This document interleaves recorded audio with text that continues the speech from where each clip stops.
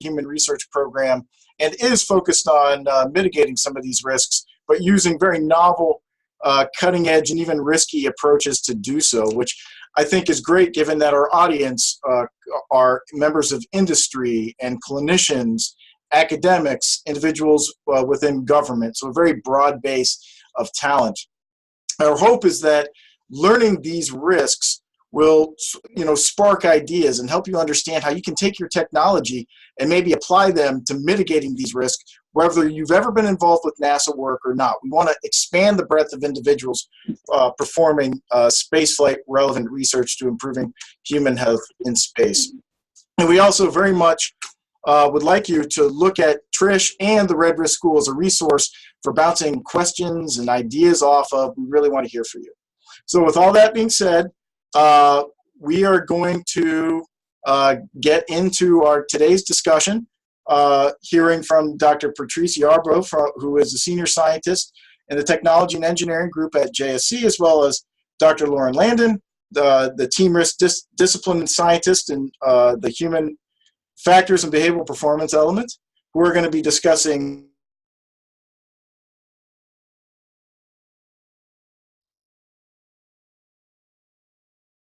Hello, shall we start? Yeah, I think Jeff might have froze up there or lost his connection. Patrice, if you'd like to go ahead and start. I'm on slide 1 of your presentation. On slide 1, which is the title slide? Yes, ma'am. All right. Well, welcome, everyone, and thank you so much for giving us an opportunity to talk about how we are trying to mitigate what we anticipate on future risks. Today, Dr. Lauren Landon and I are going to team tag, and we're going to talk about how we're using the ground analog, HERA, to actually address team adaptation and risk to performance. So if you would proceed to slide 2, then Dr. Landon will pick it up from here.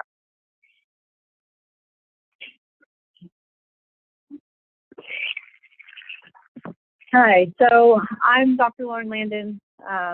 Thank you for joining us today. I first want to give you guys an overview of what we're thinking about when we think about the team risk.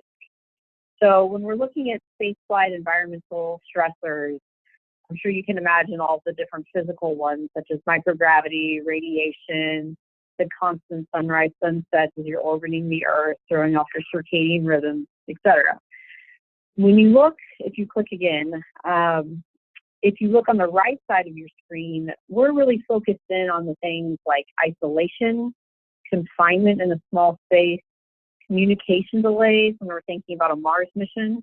Those will be up to 20 minutes each way back from the Earth to Mars. Very high number of tasks and a high tempo workload. And then lack of privacy. So again, you're in a small space and you're kind of crammed all together. So we like to look at sort of the social and psychological aspects when we're considering team as a primary focus. And of course, some of the physical things that you see on the left side of your screen exacerbate some of those team things. So we'll talk about that as well. So next slide, 3. So Scott Kelly, him and his Russian colleague, Misha Koryenko, recently did a 1-year mission. And he had this great quote from his memoir that he published. "Every day I was exposed to 10 times the radiation of a person on Earth, which will increase my risk of fatal cancer for the rest of my life. Not to mention the psychological stress, which is harder to quantify and perhaps just as damaging."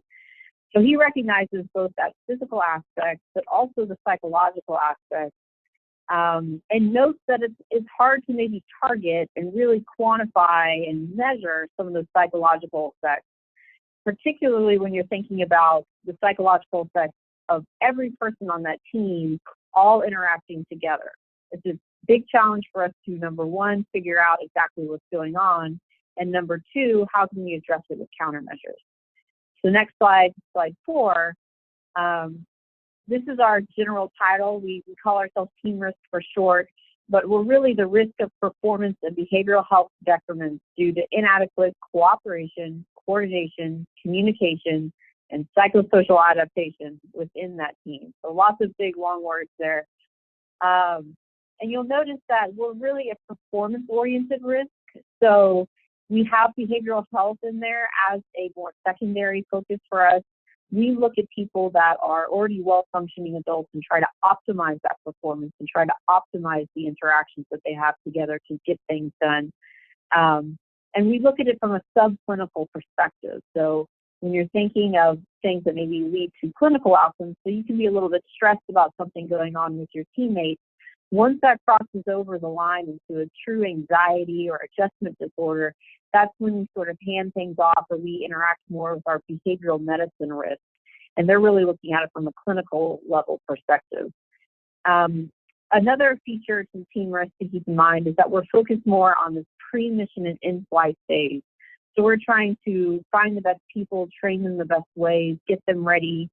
And then when they're in flight, we're constantly supporting that team, monitoring that team along the way. Once they come back, we don't think about the long-term health effects in the same way that a lot of the medical areas do. So again, we're a red risk for the Mars operations, so the Mars pre and in-flight. But for the long-term health outcomes, again, we hand that off to some of our colleagues, and we're classified as a yellow risk for the long-term health. So kind of an important point there where we sit a little bit differently than some of the other elements do. Next slide. And just to contrast what we have to think about for Mars and ISS. So ISS, they really do thrive up there. They have real-time communication, which is huge. So they can talk to ground, they can talk to their medical and psych support folks, they talk to their families, of course. They have crew rotations, they get care packages, etc. When you're thinking about Mars, it's 2.5 years on the same mission with the same 4 people, and you're incredibly isolated because of that communication delay. So you better get along pretty well with those other 3 people on your mission, and you have to do that for 2.5 years in a very confined space, and you're also experiencing greater physical effects from increased radiation, and just being in that confined environment is stressful.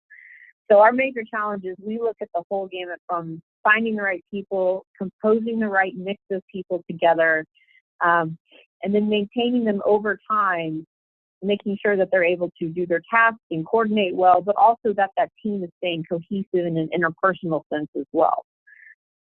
Next slide. We have some evidence that have come out of previous spaceflight teams, and we like to go back and look at things like NEAR or some earlier Skylab missions, because some of those countermeasures that are in place now are very robust for ISS. But when we think about the lack of countermeasures that were in place during these earlier space station missions, that kind of reflects a little bit better some of the issues that we'll be dealing with Mars. So a wonderful quote, I'm sure many people have heard this before, but one of our cosmonauts said, "All the conditions necessary for murder are met if you shut 2 men in a cabin measuring 18 by 20 and leave them together for 2 months." So we've had a series of interviews with astronauts, and they've given us various flavors of sentiments along those lines. But basically stating that when you're thinking of ISS, it's a big space, real-time comm. And then when you go to Mars, it's a whole new ballgame. So we have to really rethink about how we're supporting this team. And some examples of other issues that have come up in these earlier missions, they've had an evacuation where they cited interpersonal conflict was one of the major factors there. They've had a loss of power generation, and again, citing conflict within the crew as having a part of that. And then the crew work stoppage, somewhat famously, the crew was having trouble with the ground, kind of driving their schedule forward. And they eventually just said, "We need a break, guys," and kind of pulled the plug on doing some work for a day. So we have to think about not only the crew in space getting along, but also the crew ground interaction and all the different teams that are in mission control that work with and support the crew. Next slide.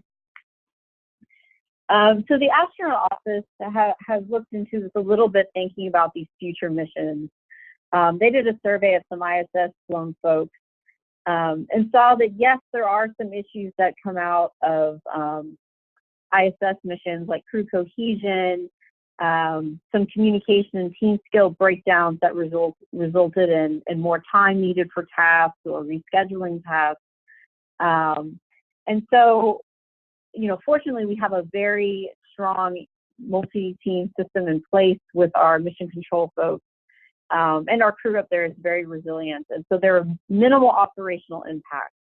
However, the astronaut office took it upon themselves to identify some things that were lacking in their team skills training, and they actually enhanced what they've been doing over the past several years to train team skills to their crews.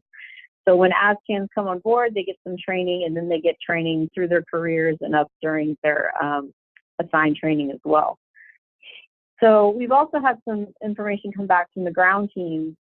And one thing is kind of a highlight for this area is the report related to Challenger noted that team decision-making and communication breakdowns were a significant contributing factor to what happened with Challenger. So again, it's not just the team in space, it's the team on the ground and all the support teams as well.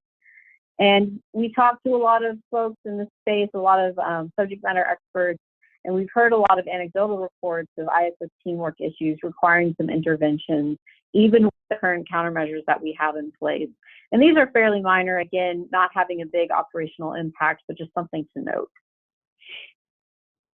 Now, Jack Suster has done a wonderful project over several years, having astronauts enter kind of their day-to-day things going on in mission in some journals. And if you look at a couple of these little graphs from his reports, you'll note on the left side, conflict increases over the course of a mission.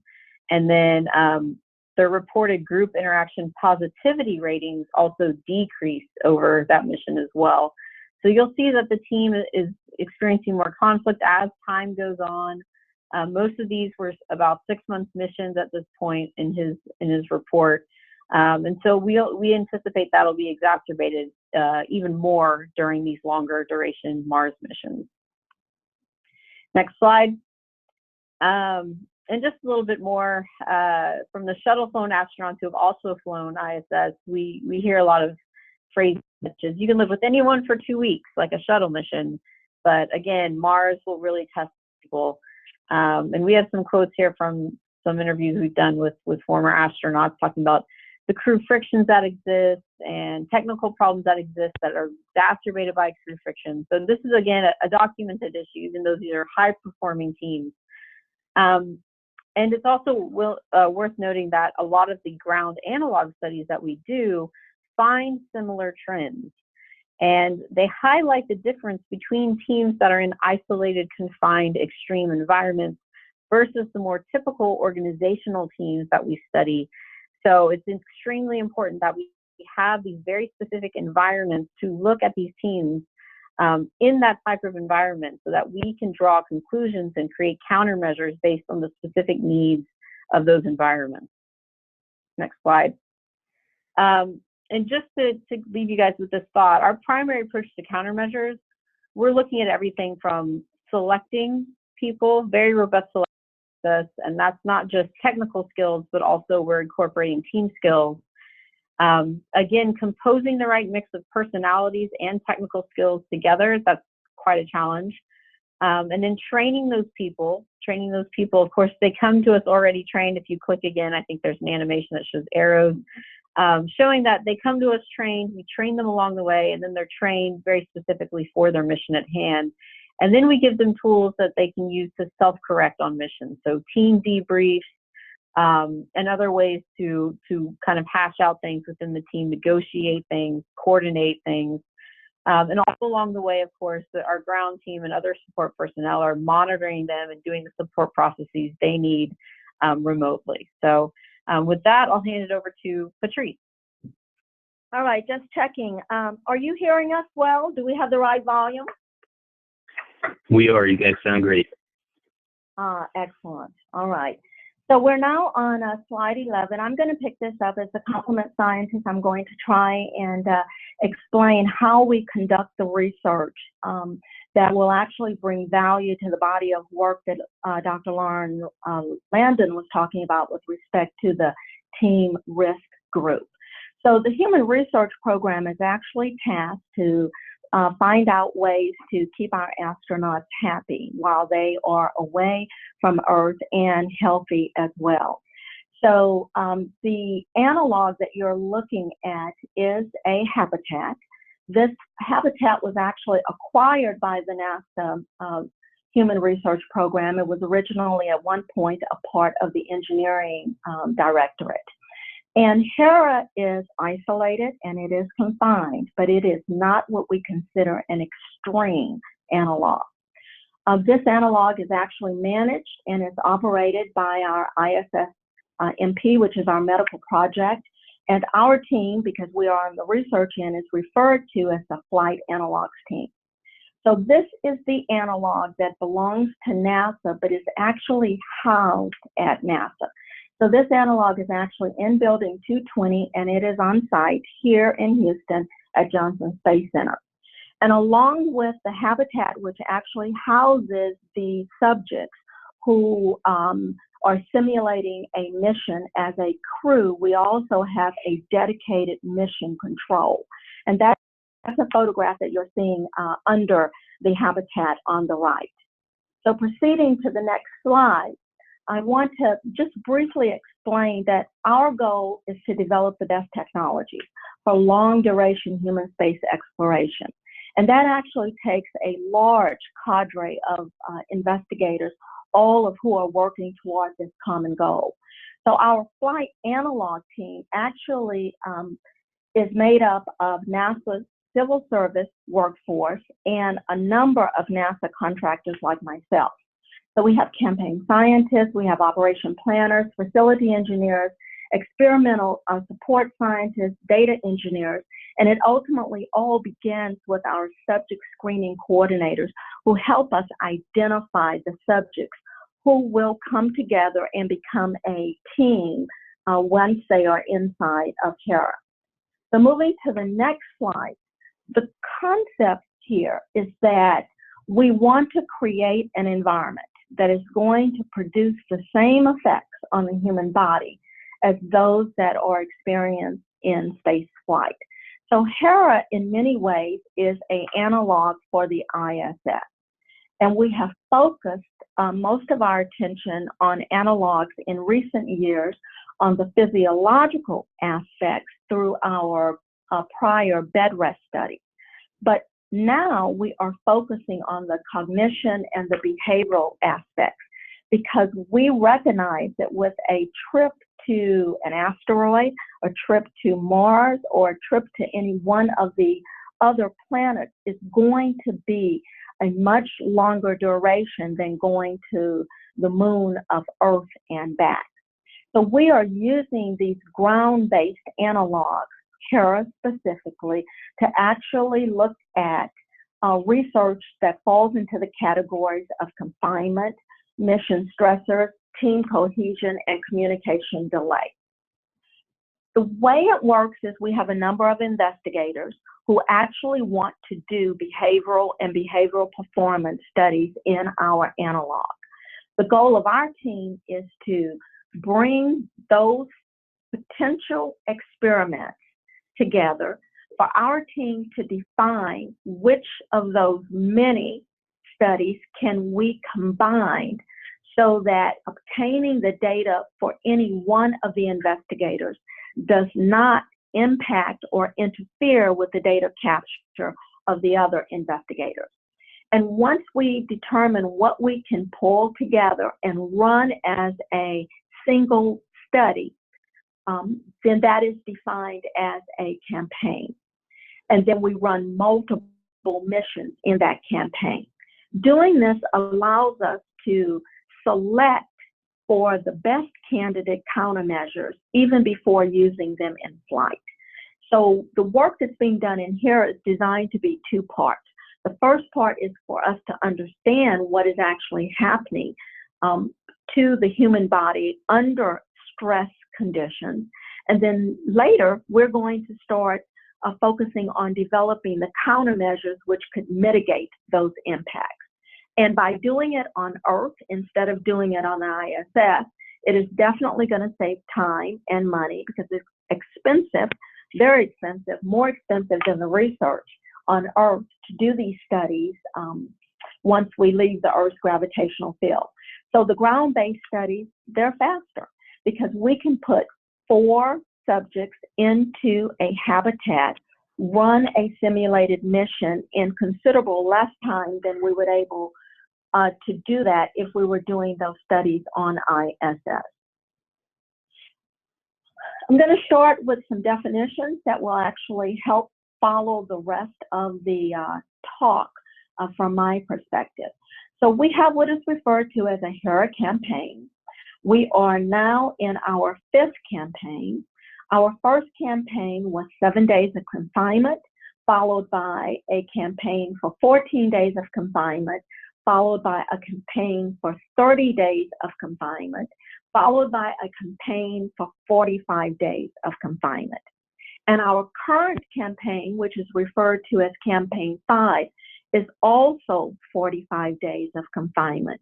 But we have made some significant changes to privacy as well as to the usable space. A mission is defined as one run of all of the integrated studies that we do inside of the habitat HERA for a predefined set of days. And a campaign is the series of missions that are needed to actually complete the set of integrated studies. Each of our missions has 4 people in it. The research statistical demands require about 16 people to be able to get the data that we need and to demonstrate some statistical significance.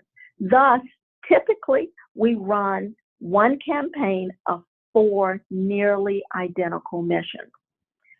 For those in the Houston area, remember that last year or a year and a half ago, we had a hurricane that came through when we were on our 2nd mission.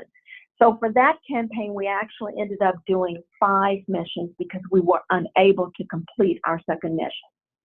Our team works very hard to get the mission fidelity so that we can be doing our studies in conditions much like Dr. Landon has described of what is the condition on ISS.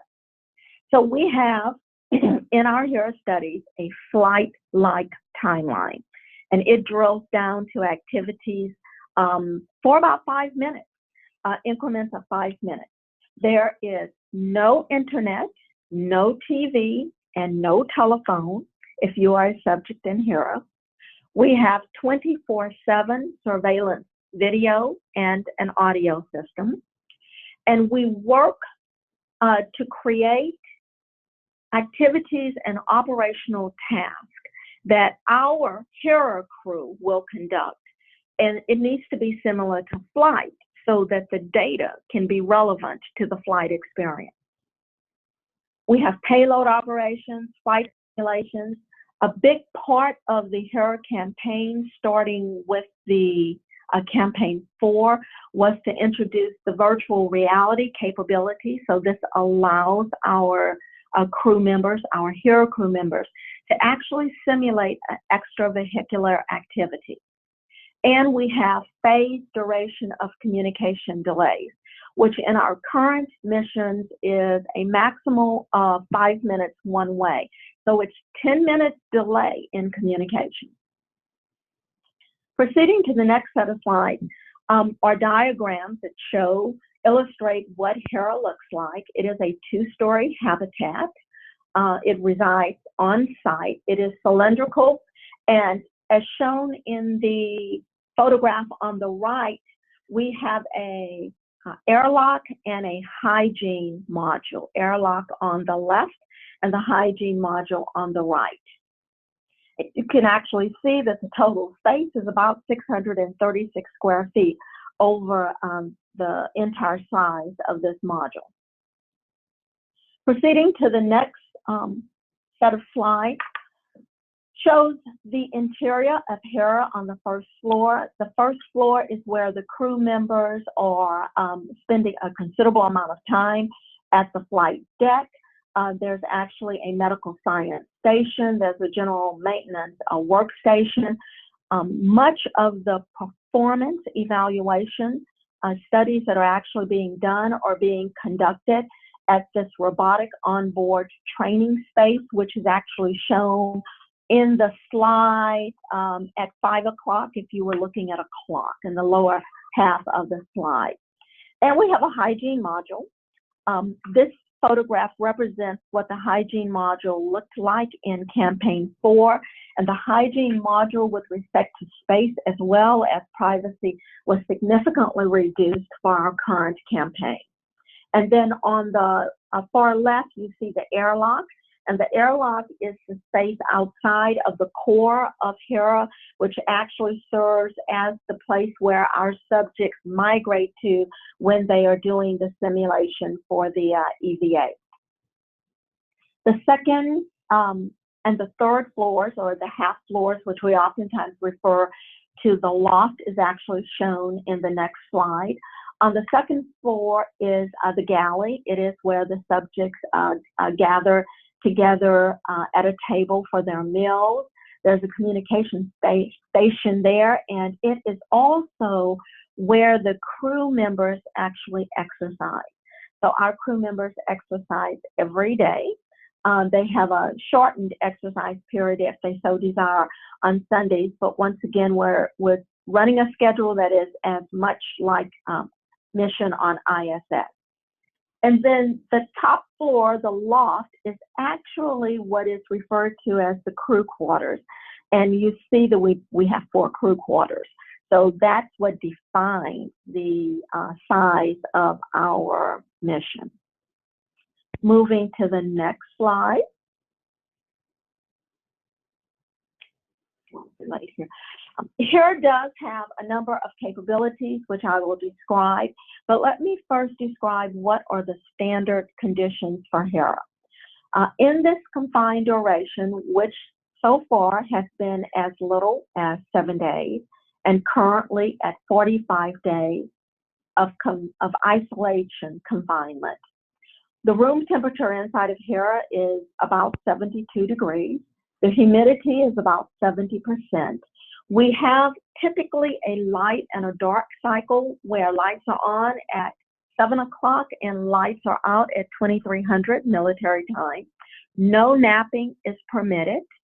And the monitoring for all of these study operations is 24 hours a day. The light-dark cycle is so that we can provide our crew members 8 hours of sleep. In some of our prior campaigns, we've had an adjustment to that.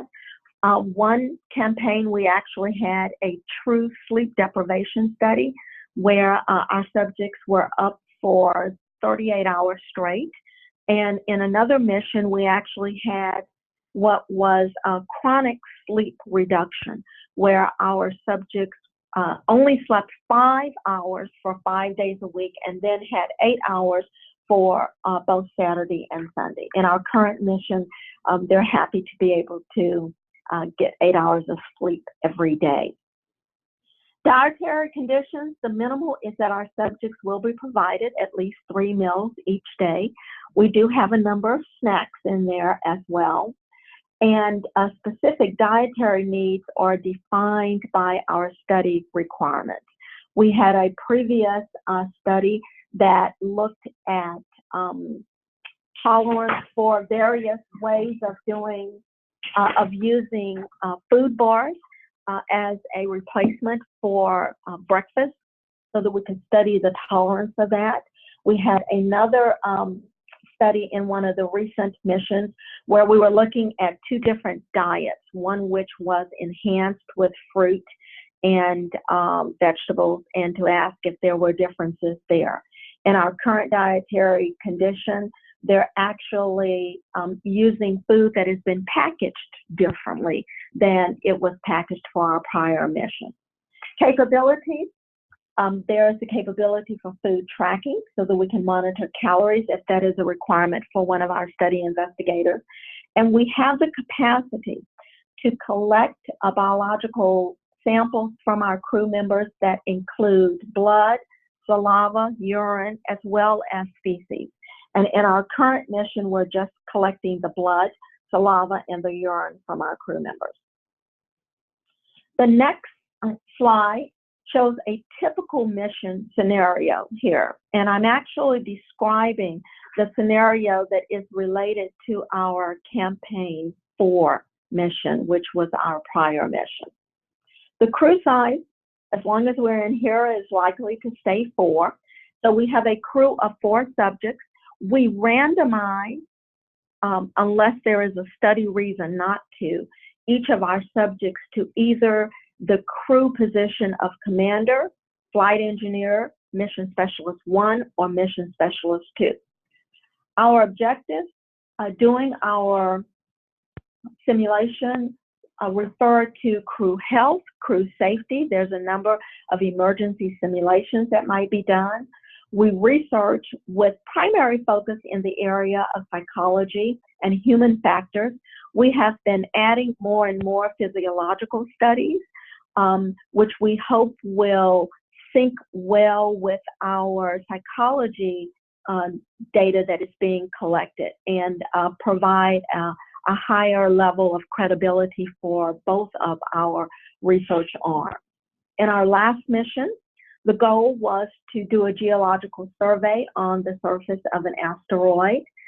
There's a number of vehicle systems maintenance work that is done. We've also have used HERA as a way to test out hardware and how our subjects interface with it to get some idea on how they might interface with that same hardware on the ISS. And we do education and outreach payloads as well. In the mission phase, for a mission of 45 days in campaign 4, we actually simulated a 715-day mission to an asteroid. The asteroid of choice was Geographus. So the 45 days was divided up and conveyed to the subjects during training. But it included all of the phases of a launch, of a transit to the destination, which was Geographus, a return to the from the destination, as well as transit time back to Earth, entering into the Earth's orbit, and undocking and landing. On the next slide, I'm actually showing what kind of research is done in HERA schematically. So behavioral health, which is a lot of the work that Dr. Landon described briefly before, and we'll talk some more after I complete this section of it. A lot of the work is human factors, looking at how do subjects interact with their environment. So for our current mission, where we have reduced the space, the usable space inside of HERA, is our effort to get even closer to mission fidelity, even closer to the small spaces that will be representative of what our astronauts will be launched into before they even get to their destination. Exploration medical capabilities. On one of our earlier campaigns, we actually had a handheld ultrasound that was actually used under the conditions of HERA to determine if you could train somebody to use it and to be also able to communicate that information to the equivalent of MCC, the Mission Control Center. And a lot of what we do, especially on our later missions, because they are to far, far away places to be in sync with long duration exploration, have to deal with delayed communication and the self-sufficiency of each of those crew members in that period of time while they are waiting for response time back from our mission control. So we get as similar as we can to space with the daily task, a regimented schedule, the support by mission control, the communication delays, the fact that our subjects are in isolation, they are confined, and to just be sure that they're doing some of the activities that are similar to what our astronauts do. Food, daily exercise, maintenance is actually done by the inhabitants, our crew of the habitat. And yes, there is even weekly housekeeping that our crew members must maintain. And the next slide. For mission fidelity, our team is tasked to come up with what is meaningful work. And we have a number of activities. We align as carefully as we can to the activities and to some of the research that is actually being conducted on the ISS. This then allows us an early view of what it may be like for our crew, simulating astronauts to interact with any future hardware that is currently being considered for going on to ISS. Our crew members wear devices that will measure the physiological variables. Examples are heart rate monitoring, blood pressure. They wear actigraphy watches. In a previous campaign, they wore 2 so that we could compare a newer version, Active Watch, with the current gold standard actigraphy watch. Flight simulations include emergency simulations, some which are scheduled on occasion, those which are not scheduled. Good example of that is Mother Nature hitting and Hurricane Harvey, requiring us for the safety of all of the members inside and outside of HERA. So we had to end that mission. Team task, data capture, systems checks. There is a significant amount of environmental monitoring that is also conducted inside of HERA. A lot of our activities are schedule changes, and all of those become now data points for our psychological team to evaluate how do our team manage when a workday is extended and long. How do they manage what might be perceived as boredom when they are short work days? And of course, the communication days and some task ambiguity as well. Typically, about an hour, hour and 10 minutes is actually reserved for our crew for exercise on a daily basis. That does include all of the prep time as well. And post-mission, we actually, when our crew egresses, the very first day after they egress is a very busy day because, of course, that's the mission day +1. And that is the day where all of the investigators want the data as close to the time post-egress to actually evaluate what are the maximal changes of the experience for our crew members being in the habitat for the longest duration. There is also a post-mission conference that they have with our study PIs. And the most important part of what we do is the crew. So I'll briefly describe the requirements for a candidate to become a subject. Each of them must be between the ages of 30 and 55 years. We actually have a height limit of 6 feet 2 inches. That is because HERA is on Earth, and inside of HERA there is a ceiling. So that's a practical aspect of it. Technical skills must be proven through professional experience as well as a required STEM education. We try and get a variety of STEM subjects such that we can actually look at how various people with their expertise in science, engineering, technology, or mathematics can come together and build the most proficient team. We actually do look for candidates who have military experience because much of the military experience is similar to the activities that we are looking for with respect to parties interfacing as a crew member with our simulated mission control. And in our effort to get as close as possible to our current understanding of what an astronaut is, we're looking for subjects with demonstrated motivation. Each of our subjects must be medically qualified with a NASA-specific long-duration spaceflight physical, and there is a psychological assessment during the screening phase for agreeableness, conscientiousness, emotional stability, and we're also looking for some indication of how well a candidate subject would be compliant. So with all of that in mind, our goal is for each of our missions to have a 50-50 ratio of men to women.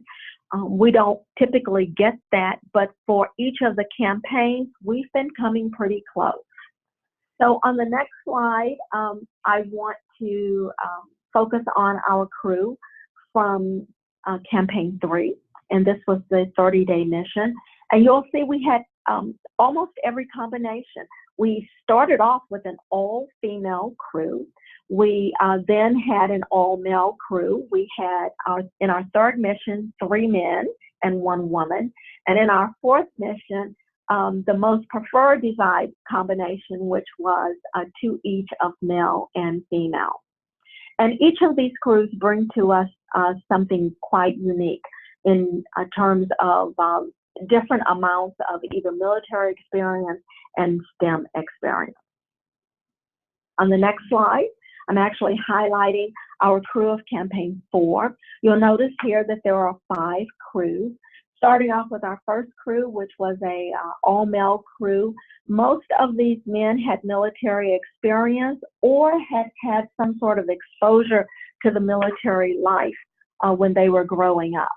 Our second crew, which was a crew of 3 men and 1 female, was the crew that unfortunately had to end their mission as a result of the hurricane on day 23 of the 45 days. So they were just beyond the half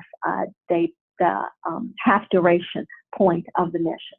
We followed up with our third mission, which had 2 and 2, male and female. Our next mission, which also had 2 and 2, and we've been pretty consistent. And then we had the 5th mission, which was the replacement mission for campaign 3, mission 2. And also in that one, we had 2 males and 2 females. So collectively, we are at an average for each of our now 9 completed missions. We are running 60% males and 40% females. And then I will end with at least the last mission for my part of the presentation. And we're constantly looking for volunteers. I do want to remind you that we advertise with respect to our mission length, which is the period of isolation and confinement. But frankly, the commitment from each of our crew members in our recent missions has been 68 days, because we collect data for 16 days before our crew members go into the habitat, which is the time for the baseline. And then we collect the 7 days of mission equivalent data in our post-mission period, which is after they egress. And at that point, just want to mention that we are constantly on the search for healthy, non-smoking volunteers. And at that point, I am going to return it to Dr. Landon. Thanks, Patrice. So I wanted to just give you guys a quick blush of some things that we've been examining in the HERA analog and some results that have come out. So if you look on slide 26, we have some countermeasures that have been tested and developed based on HERA crews.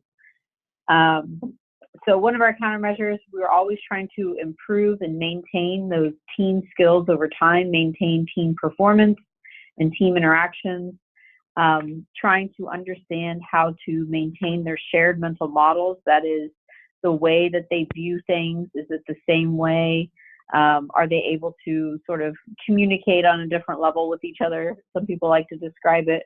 So they understand each other very well, and they understand things around them in the same way as well. It helps with coordination. And then how can we support their resilience over time? And then are we interested in how useful things may be across the multi-team system? So of course that includes not only the crew, but the ground control as well. And then how can we influence cohesion by creating just general awareness of others and empathy and understanding of others, creating group norms? All of these are sort of the questions that we're trying to address with our countermeasure development. And we've looked at things like task switching. So how can you switch between different types of tasks?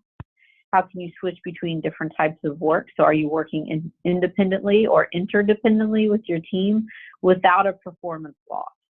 And so we're developing countermeasures right now.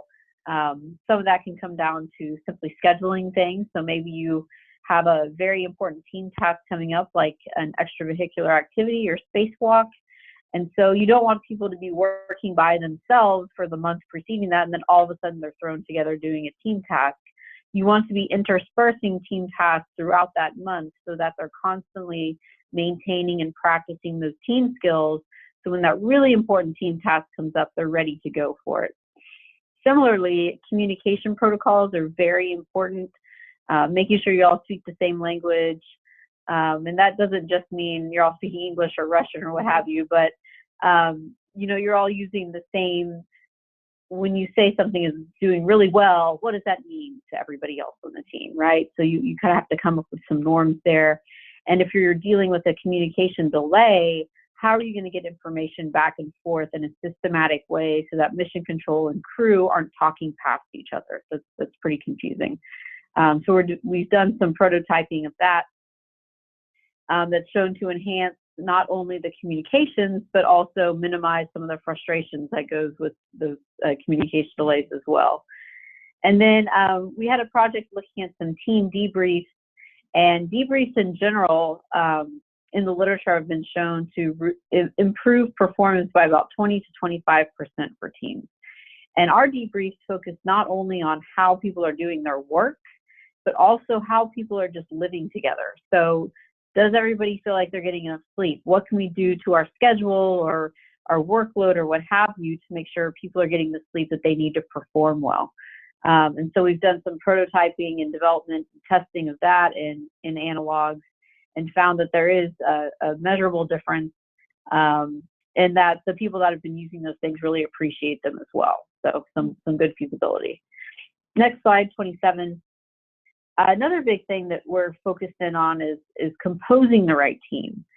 And one thing to keep in mind is you can pick the most perfect team you possibly can, but there will always be frictions. There will always be rubbing points where people are just people. And we always have to think about how that team will be changing over that 2.5-year Mars mission. So again, we have to cater to not just the mix of people's personalities, we have to think about all the technical needs on board as well. So when it comes down to a practical sense, we just try to identify some initial red flags, put our best group together, but also then focus on monitoring that team over time as it's changing. And so we have some really robust new statistical methods, such as agent-based modeling and some other great things that are being developed to understand the team dynamics at any point in time and how those things are fluctuating over a mission, so that if things start to become derailed or the team starts to spiral in some way that doesn't look very healthy, we can step in with a countermeasure, such as a debrief or some team training, and get everybody back on track. And so we're looking at not only identifying the time points maybe that we need to do it more regularly or acutely as an issue comes up, but also what form those countermeasures need to take and how that team training, those team debriefs need to actually unfold.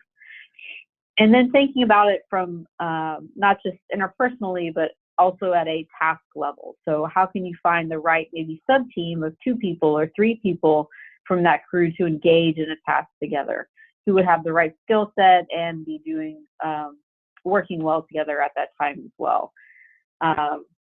And we have to think always in the back of our mind of the readiness of each teammate. So somebody maybe not be getting enough sleep and their cognition is not up to par that day for doing a task. So how are we going to work around that?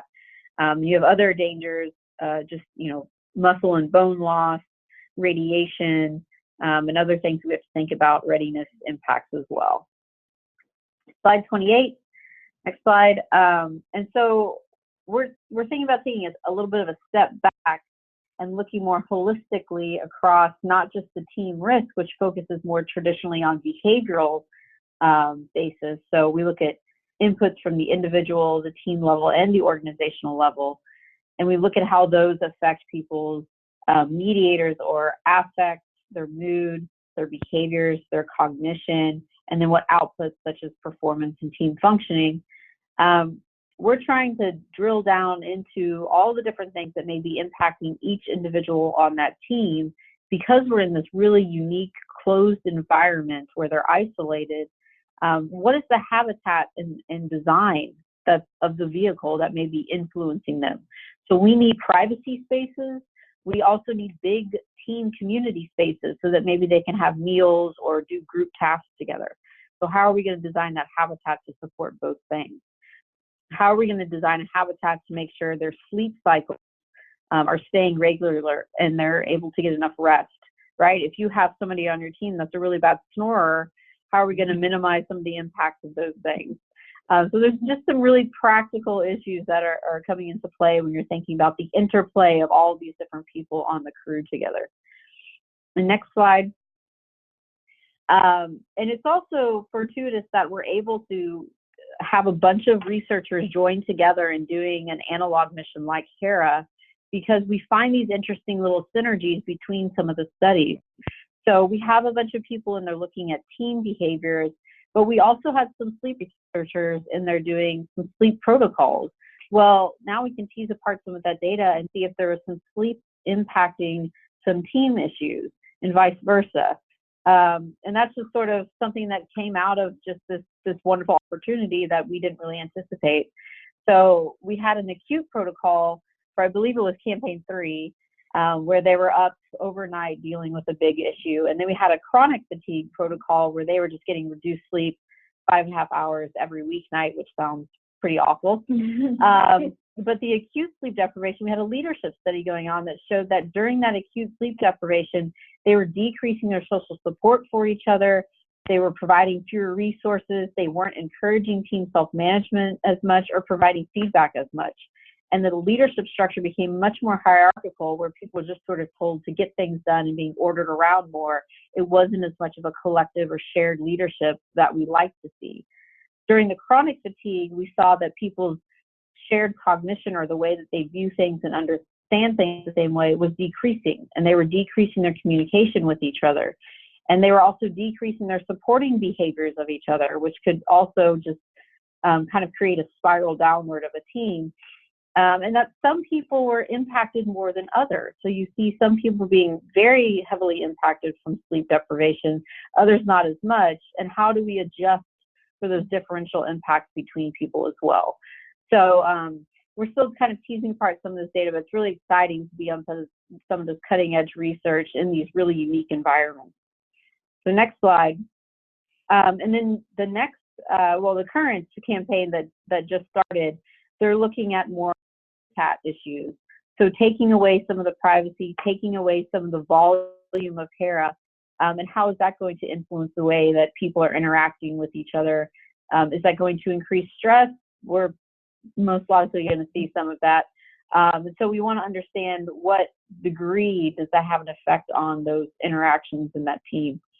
And final slide, our general work, again, for team countermeasures is looking at selection and composition for that long duration mission profile. What sort of tools we need to use to monitor and measure those people, and can we do that as unobtrusively as possible and as objectively as possible without just throwing a bunch of surveys at people? That's also very tricky. And then finally, how can we build training and communication protocols and other sort of structural countermeasures around the team to support them throughout their mission? And then if there's a way to translate some of that into the mission control interactions with them as well and support them more holistically. So that's pretty much it I think we have for today. Mm-hmm. Yeah, yeah. So we'll take questions if there are any at this point. There certainly are a number of questions. I'd first like to say thank you very much for that presentation. I thought that was just an incredible overview and description of HERA. Since there are so many questions, we're not going to be able to get to all of them in time, but I would very much suggest that if you are a registrant and would like to have them answered, please email Trish. Also, if there's any specific just feedback you'd like to give about the Red Risk School, please send it to the link on your email. I'm going to start off with a point that was brought up actually in the webinar chat by Josh Lewis, dealing with virtual reality, maybe not just EVA, but virtual reality for, say, any kind of application. And has that ever been tested in HERA as a means to reduce stress? So currently we're using the virtual reality as a way to establish some mission fidelity. It allows us to have our crew members that can actually do a simulated space walk. So at this point in time, we have not used it for the purposes of being a stress reducer. We've not used it as a future countermeasure, which is what I'm hearing is being suggested.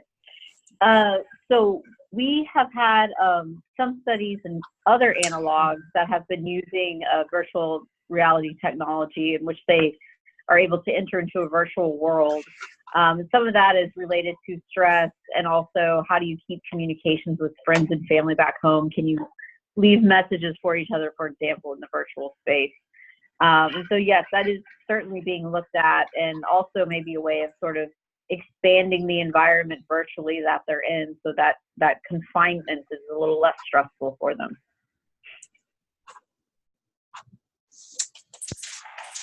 Okay, here's another question. Is there any correlation with an individual's coping with lack of multimedia or other stressors that are related to age? We have not done work on that aspect. We do have a study going on this year in HERA that's going to be looking at social support.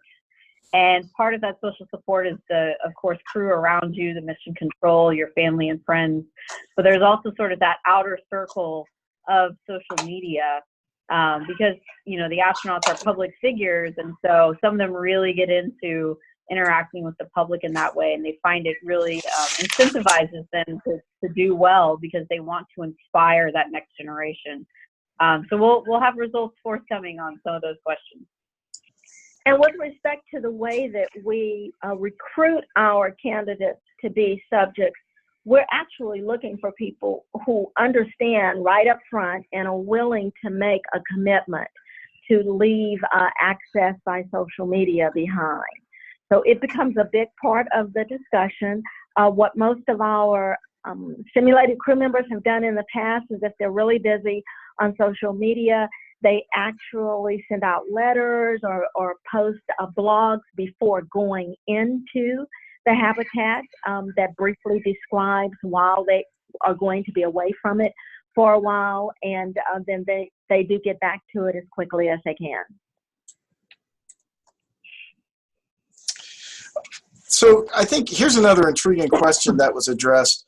Do you ever include, you know, for the purpose of team cohesion and performance and even countermeasure development, the introduction of a bad actor, namely provide an individual some sort of instruction to act in a manner which could actually disrupt team cohesion and then see the impact? So I'm chuckling a bit to myself because there have been a number of times that I have been asked that very question. We have also been asked that question for our candidates that are considering doing our study. if there's any chance that they could be selected as the member that might be defined to create disruption among the team. We very honestly explained that at this point in our research, we are trying to understand what builds the most cohesive team, and we're limited even in that. We still have a whole lot more to learn. So the answer to the question is no, we have not intentionally selected any subjects for any of our prior or ongoing HERA missions with the intention of them being a human stressor. You can quote me on that. And it goes back to that team risk position of we're looking to optimize high-performing individuals. You know, in lab studies, people can kind of manipulate some of that and have a confederate causing problems within a team. But when we're using such a valuable resource as HERA, we really want to make sure that we're capturing as astronaut-like person as possible. And so we don't want to waste our time with creating sort of a fake team. We want a real team. Okay, here's a question, again, related to countermeasures. What is the perspective on biophilia, being surrounded by life, like plants, as a risk mitigation tool for team cohesion and mental health? So I don't know if we've looked at it in a team sense, but there have been some studies on ISS looking at that from a more individual perspective. So do people enjoy engaging in sort of gardening and caring for life? There's something called the veggie experiment. I know there's actually a couple other experiments looking at it from a mental health perspective. So I encourage people to go out and look at some of those results. I believe some of it's been released publicly already. But Scott Kelly was involved in growing some flowers up on the space station. And some of the astronauts report that they really enjoy having sort of a caretaking role while they're up there. So it can be reducing some of that mental stress. And we're capturing some of that data because in our recent missions, as well as our current missions, they're either growing plants or they have shrimp. We have a shrimp brine study that's ongoing, tadpoles. So yes, we do that for the purpose of mission fidelity, and it also creates the opportunity for the psychological assessment team to garner that information as well. What are the main differences between HERA and other analogs such as high seas, both in terms of sort of the physical nature as well as sort of the outcomes that are measured? Right. So HERA is a isolated, a confined, controlled environment. High seas would be even more isolated and more extreme because of where it was physically located at the base of a volcano, right, in Hawaii, versus being inside of a hangar at Johnson Space Center. There are some significant differences, though, between the way subjects are recruited for those two missions and also between the way that the subjects can manage their lives while they are in those two different missions.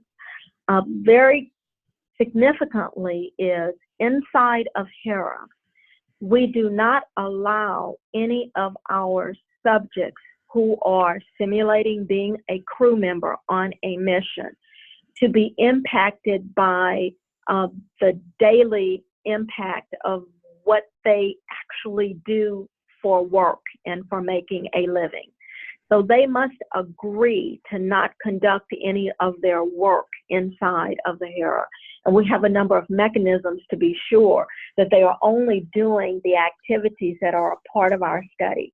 In that way, our study is very controlled compared to some of the other analogs which are doing these sort of isolation studies. In high seas, you could actually bring your work with you.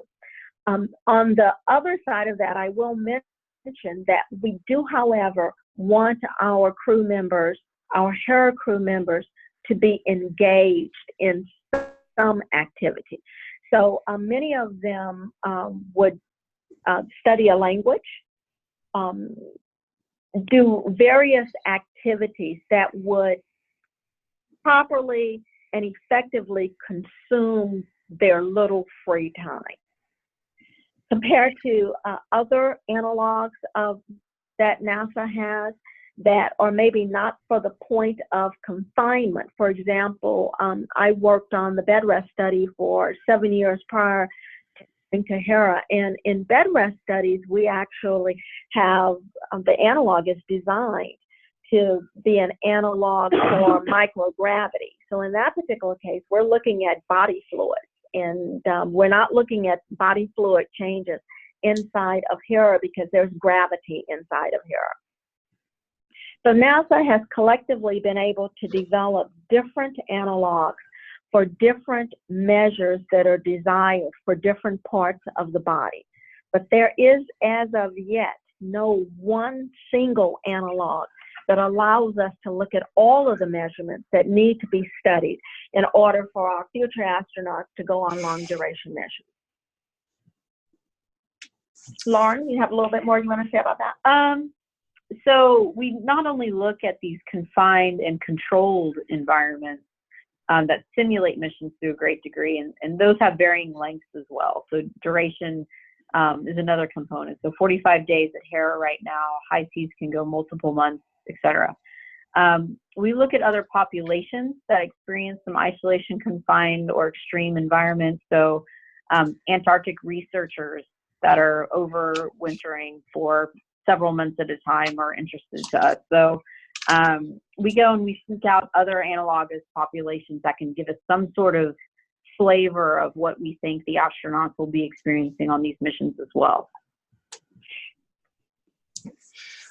Okay, across the different missions that you've run, have you noted that there's, and you have tried, I've noted several different diets, but have you noted if there's any influence of diet on team performance, and have you tested any countermeasures such as fasting or intermittent meals? I'll start with the latter. We have definitely not done any planned fasting or intermittent meals. I say that specifically because remember we have some workload days that are very, very busy. And on some of those days, it's not that they did not get a meal, but they may have gotten their meals at a delayed time compared to other parts of time during the study. So there's probably that available data to our investigators that actually can look at what is the impact of a heavy workload on getting your general nutrition. And the first part of the question, repeat, please. If there's any influence of diet on team performance or fasting. Right. So definitely not fasting, because what we want to do for the purposes of the studies as they currently defined is for us to be able to do these psychological studies under the normal conditions where people do have access to food. We also work very hard to ensure that we create the meals that allow each of the crew members to have good nutritional requirements, and that is standardized. And on some of our missions, weight has actually been monitored so that we could ensure that there were not significant changes of it. So at this point, no, we've not developed the food studies for those purposes. Yeah, so echoing Patrice, we haven't done a targeted approach on that topic. However, you know, there's stuff in the literature that suggests that there may be team impacts from food and diet. You know, the way that you eat can affect your mood and your physical readiness to perform on a team.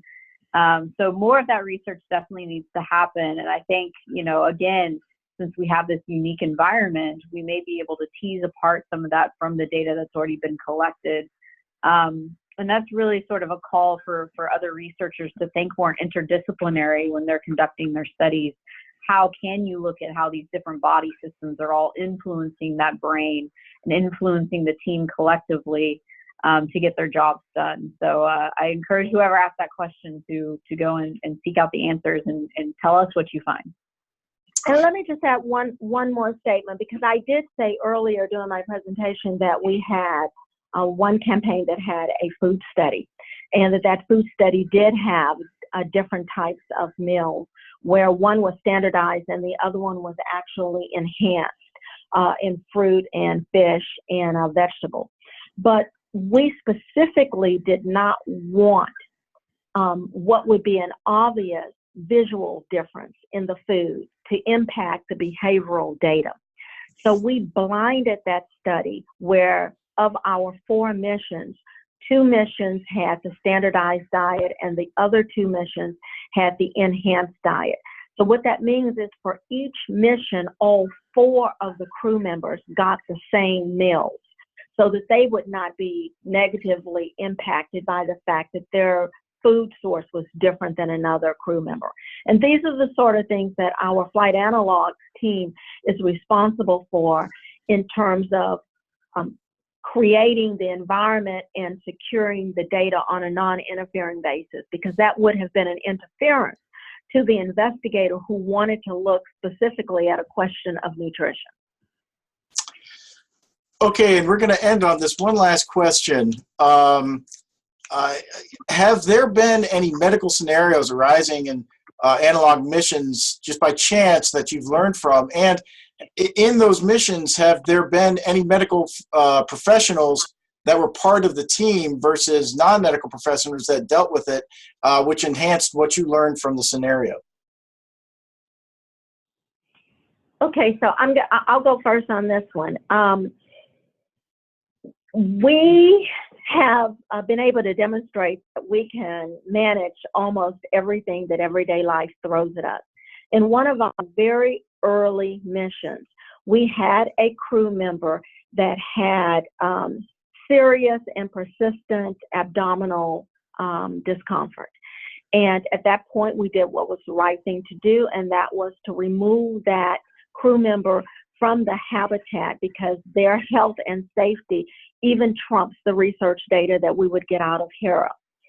It turns out that that particular crew member passed a kidney stone, so that was very much an acute and a serious circumstance. But we demonstrated that we had already done all of the pre-planning for such an emergency when it would happen.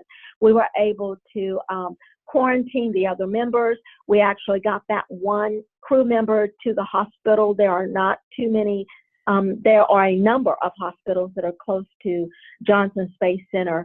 And nature took its natural course, because that stone was actually passed even before we were able to get them to the hospital. So it was a little unfortunate, because that crew member was unable to return to the habitat, which is what they really wanted to do. The upshot was, because it was very close to the end of the mission, we were at least able to reunite that crew member with the rest of their crew members during the post-mission phase of the study. So yeah, we've had that. I'll answer the second question with, we have had more than once in our missions a flight physician. And so that person comes in with medical experience as well. We've also had physicians. When you're going after STEM, you're going to also include medics in that area. And we've had a nurse, we've had physicians.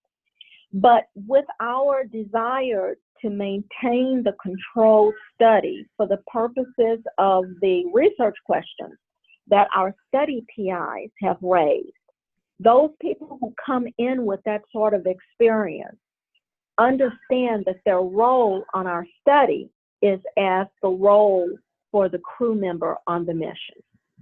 So we maybe have been able to benefit from their general knowledge, but they did not take the role of the physician while they were inside of our study. We have a medical monitoring team that is ultimately responsible for that. And we have designed ways that we can provide subjects inside of the HERA with mild discomforts access to medical monitors who can address their medical condition while they still remain inside of HERA? That's a really good question.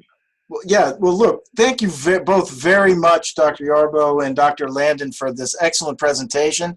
This has been recorded, so if the registrants would like to take a look and go back over some of what was said and some of the questions and the answers, that will be on the TRISH site.